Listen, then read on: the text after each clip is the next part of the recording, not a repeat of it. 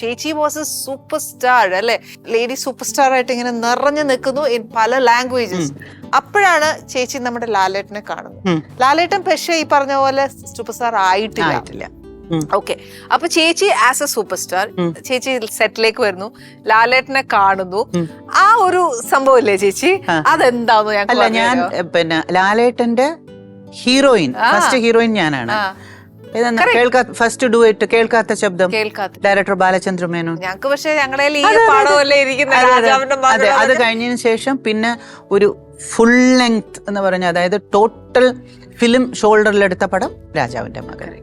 രാജാവിന്റെ മകൻ തമ്പിച്ചായൻ ഡേറ്റ് ചോദിച്ചു വരുമ്പോ എനിക്ക് ഒറ്റ ദിവസം പോലും ഇല്ല. കാരണം തമിഴ്, തെലുങ്ക്, കന്നഡ 3 ഷിഫ്റ്റ്. കാരണം അന്ന് ടോട്ടൽ ഷൂട്ടിംഗ് മദ്രാസിലാണേ.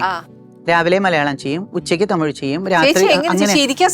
എനിക്കത് ഇഷ്ടമായിരുന്നു. ഞാൻ ഒരിക്കൽ പോലും എൻ്റെ ജീവിതത്തിൽ കംപ്ലൈൻറ്റ് ചെയ്തിട്ടില്ലാത്തൊരു, എനിക്ക് ഇരിക്കാൻ പോലും പറ്റുന്നില്ല, പറഞ്ഞിട്ടില്ല. കാരണം ഞാൻ അവിടെ വരാൻ ആഗ്രഹിച്ചതല്ലേ. അപ്പോൾ ദൈവം നമുക്ക് തരുമ്പോൾ നമ്മൾ ഒരിക്കലും കംപ്ലൈൻറ്റ് ചെയ്യരുത്. അതെൻ്റെ അഭിപ്രായം.